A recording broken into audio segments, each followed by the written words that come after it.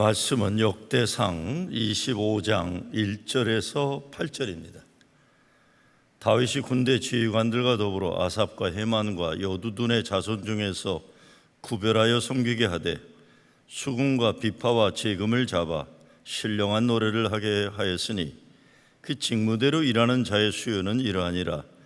아삽의 아들들은 삭굴과 요셉과 느다냐와 아사렐라니의 아삽의 아들들이 아삽의 주의 아래 왕의 명령을 따라 신령한 노래를 하며 여두둔에게 이르러서는 그의 아들들 그달리아와 스리와 여사야와 시므이와 하사베와 마띠디아 6사람이니 그의 아버지 여두둔의 주의 아래 수금을 잡아 신령한 노래를 하며 여호와께 감사하며 찬양하며 헤만에게 이르러는 그의 아들들 북기야와 마따냐와 우시엘과 스부엘과 여리목과 하나냐와 하나니와 엘리아다와 깃달디와 로맘디에셀과 요수브가사와 말로디와 호딜과 마호시옷이라.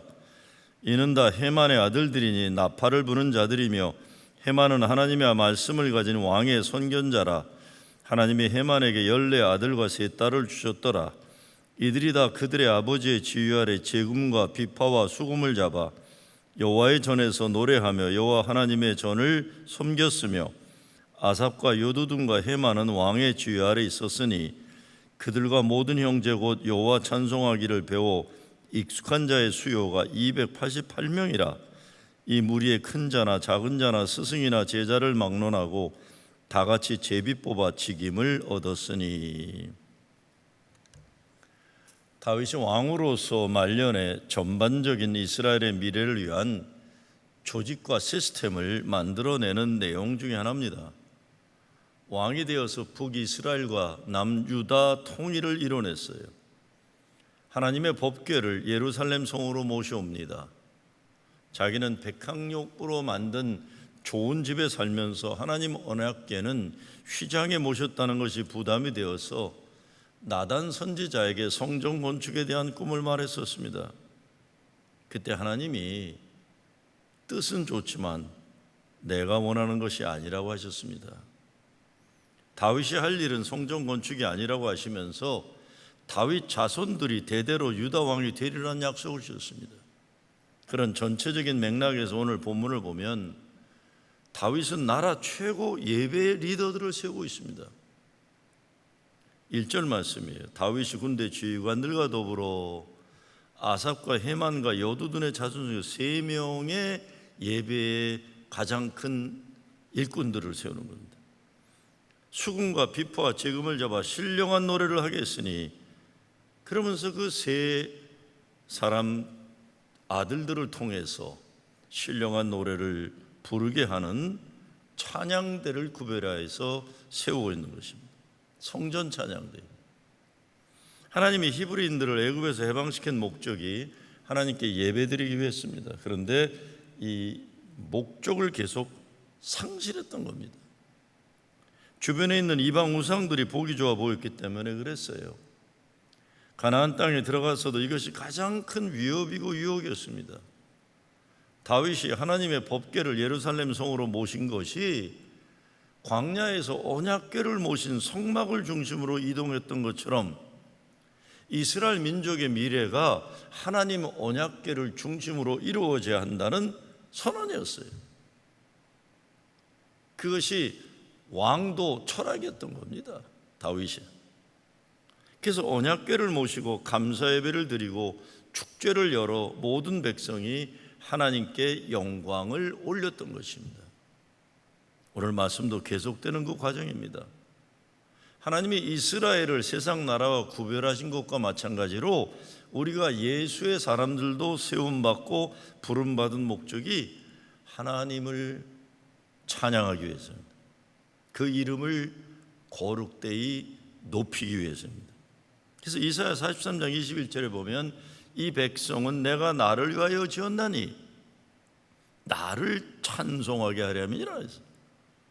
바울은 에베소서 1장에서 곧 창세전에 그리스도 안에서 우리를 택하사 우리로 사랑 안에서 그 앞에서 거룩하고 흠이 없게 하시려고 그 기쁘신 뜻대로 우리를 예정하사 예수 그리스도로 말미암아 자기의 아들들이 되게 하셨으니 이는 그가 사랑하는 자 안에서 우리에게 거저 주신 바 그의 은혜의 영광을 찬송하게 하려는 것이라 그랬어요.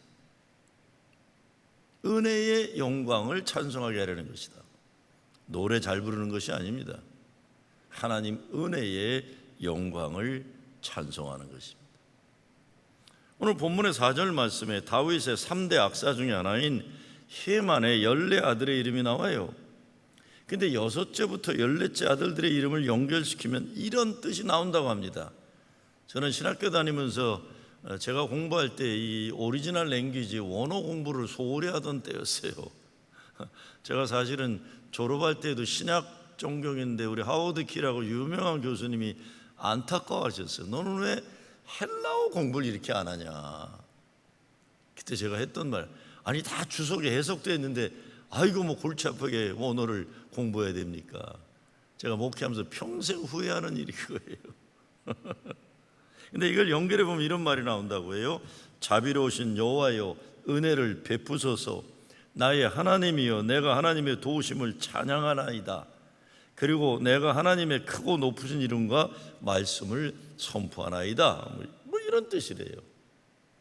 헤만이 악사로서 자기가 하나님을 찬양하는 것을 뛰어넘어서 자녀들의 삶까지 하나님을 찬양하는 가문이 되기를 원했던 것이죠. 그래서 7절에 보면 그들과 모든 형제 곧 여호와 찬송하기를 배워 익숙한 자의 수효가 288명이라. 익숙하다는 것은 통달했다는 것입니다. 아주 잘한다는 것입니다. 요즘 뉴욕연회, 우리 교회가 속한 뉴욕연회는 무너진 교회 회복을 위해 몇몇 교회들이 팀이 되어서 서로 돕는 목회를 하려고 코퍼레이트 페리시라는 시스템을 만들어서 훈련 모임도 하고 그래요.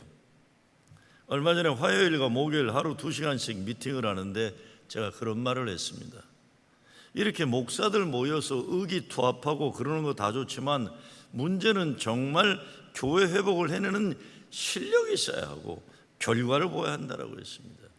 왜? 이 뉴욕 연회만 아니라 연합감리교회 보면은 이 결과를 잣대 삼는 걸 목사들이 다 거부해요. 저는 그런 얘기를 했어요. 아무리 그래도 그냥 쉽다. 우리 결과를 평가하는 거는 헌금 들어오는 거하고 예배 숫자다. 그랬더니 목사들은 아니다. 뭐 질적인 향상, 질적인 향상이 이게 잣대가 잘 되는 게 아니에요. 그러니까 실제적으로 평가가 잘 안 돼. 아무도 평가 안 하려고 그래요. 아무도 평가 안 하려고 그러다 보니까 이게 뭐 어렵더라도 평가를 하면서 임프루브해 나가야 되는데 분석하고 평가하는 거를 거부하는 문화가 아래로 위로 다 가득 차 있는 거예요. 저는 정말 교회 회복을 해내는 실력이 우리에 있어야 하고 결과가 보여줘야 한다면서. 교회마다 예배가 살아나고 기도가 살아나고 예수가 그리스도이심에 일어난 변화의 열매가 있어야 하기 때문입니다. 물론 숫자로만 판단해서는 안 돼요. 그런데 실제적인 평가 기준이 필요해요. 우리 목사들이 신학 공부 대부분 목회 전문가라서 자격증을 다 가지고 있지만 실제 목회 현장, 교회 현실을 보면 아주 어렵습니다. 그래서 7절에서 배우고 익숙하다는 것이 참 중요한 말입니다. 배우는 것은 학교에서 할 수 있어요. 그러나 익숙하다는 것은 성령의 능력으로 실제적인 목회의 변화를 이루어내는 열매를 말하거든요. 이게 이제 우리에게 관건인 겁니다. 뭐 우리 서로 기분 좋으면 뭐 너도 좋고 기분 좋고 나도 기분 좋다고 그러지만 하나님이 보실 때 이건 열매가 아니다라고 할 수 있는 겁니다. 우리가 모두 예수가 그리스도심을 증거하고 예수님 때문에 교회에서 일어나는 아픈 자가 고침받고 잃은 영혼이 구원받고 악한 사탄마귀 세력이 물러나는 역사에 탁월한 실력자가 되어야 한다는 거예요. 익숙하다 하는 거예요. 목사나 교인이나 모두 성령의 능력으로 예수님이 하신 그 목회를 해내야 하는 것입니다. 이를 위해 오늘 말씀을 생각해 보면 각양각색의 악기들이 나오는데 이 모든 것들이 합하여 하나님 영광을 돌리는 찬양에 쓰여진 거예요. 각자 악기의 특색이 있지만 자기 자신을 위해서가 아니라 하나님이 주신 달란트를 가지고 하나님 영광을 위해 단합하고 연합하고 하나 되어 쓰임받아야 하는 겁니다. 교회가 이루어지기 위해서 여러 사역들이 있습니다. 눈에 보이고 보이지 않고 모두 하나가 되어 주의 몸된 교회를 위해 쓰임받아야 하는 겁니다. 자기 자신들의 영광도 아니고 좋아서가 아닙니다. 주의 기쁨과 영광을 위해 주의 몸된 교회가 강건하게 세워지고 성도들이 온전케 되는 일을 위해 이것을 위해서 하나 되어야 되는 거예요. 이 목적으로의 달란트가 주어지는 것입니다. 하나님 이스라엘 백성은 하나님을 위해 하나님 찬양을 위해 지어졌다고 말씀하셨어요. 다윗은 누구보다도 하나님을 찬양하는 것이 얼마나 중요한지 잘 알고 있었습니다. 그래서 다윗은 미래를 준비하고 있습니다.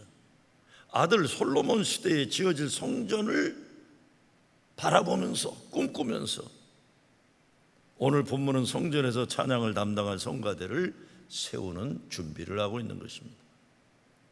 언약궤 안치가 끝난 이후 아삽의 성가대는 여호와의 언약궤가 있는 예루살렘 장막에서 봉사했고 헤만과 여두둔의 성가대는 원래 성막이었던 기브온에서 봉사해요. 두 곳의 성막에 나누어 성가대로 봉사하던 이들이 솔로몬의 성전 건축을 앞두고 이제 하나의 성가대로 합쳐지게 되는 겁니다. 새롭게 형성된 성가대는 다윗 아래의 아삽, 여두둔, 헤만의 지휘를 받는 24무리의 대표가 288명의 성가대를 이끌었다는 거죠. 이들은 목소리와 함께 수금과 비파와 재금과 나팔 등의 악기로 하나님을 찬양하도록 하였던 겁니다. 세밀하게 준비합니다. 우리 모두도 하나님의 거대한 구원 역사 계획 안에서 하나님의 뜻에 따라 쓰임받아야 행복과 축복된 인생을 사는 겁니다. 하나님께 드리는 찬양은 그냥 입에서 나오는 소리가 아니라 입으로 고백하는 신앙 간증이어야 하는 거죠. 우리 삶 가운데 이루어져야 하는 삶의 내용과 열매이어야 하는 것입니다. 사도 바울이 그래서 빌립보 1장에서 이렇게 말합니다. 내가 기도하노라 너의 사랑을 지식과 모든 총명으로 점점 더 풍성하게 하사 너희로 지극히 선한 것을 분별하며 또 진실하며 허물 없이 그리스도의 날까지 이루고 예수 그리스도로 말미암아 의의 열매가 가득하여, 그리고 결론이 이겁니다. 하나님의 영광과 찬송이 되기를 원하노라. 하나님의 영광과 찬송이 되기를 원하노라. 이게 종합적인 겁니다. 모든 신앙의 찬송이. 찬양 사역을 책임지는 헤만에 대해서 5절의 말씀을 보면 이렇게 소개되어 있어요. 이는 다 헤만의 아들들이니 나팔을 부는 자들이며 헤만은 하나님의 말씀을 가진 왕의 선견자라. 역대하 29장 30절에서 아삽을 선견자라 부르고 있어요. 역대하 35장 15절에서 여두둔을 하나님의 선견자라 이렇게 부르고 있습니다. 여기서 선견자라는 것은 하나님의 비전을 본 자를, 환상을 본 자, 성령의 역사하실 때 초대교회에서 환상을 보는 거예요. 찬양대를 이끌던 사람들이 성령에 감동되어 찬송시를 지어 왕에게 하나님의 뜻을 전하는 선견자로서의 역할을 했다는 겁니다. 찬양을 곡조 있는 기도라고 말하는 것도 이것이죠. 찬양을 통해 하나님의 뜻이 우리에게 전달되는 겁니다. 하나님의 것을 거룩하게 지켜내도록 우리 모두는 부름받았습니다. 성전을 지키는 자들이 있고, 성전의 불이 꺼지지 않도록 하는 자들이 있고, 성전 기구를 지키는 자들이 있고, 성전에서 노래하는 자들이 있습니다. 다윗은 앞으로 지어질 성전을 꿈꾸면서 준비하고 있습니다. 우리네 인생에도 각자가 감당해야 할 거룩한 사명이 있습니다. 어렵습니다. 지금 교회들 코로나 때문에도 다 무너졌지, 또 우리가 속한 교단은 또 교단 분리 문제로 다 어렵고 앞으로도 어려울 텐데 사실 상관없죠. 그래도 이럴 때일수록 예루살렘을 사랑하는 자들, 성전에서, 예배당에서, 교회에서 각자 예배를 위해 맡은 역할들, 불이 꺼지지 않게 기름을 채우는 자들, 문을 지키는 자들이 있어요. 문을 여는 자들이 있어요.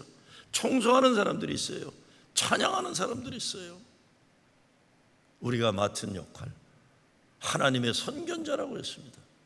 하나님의 말씀을 붙잡고 성령의 감동을 받아서 하나님께 찬양으로 하나님의 가장 거룩한 그 자리를 하나님의 은총과 영광과 진리로 채워나가는데 쓰임받는 여러분 되시길 주의 이름으로 축원합니다.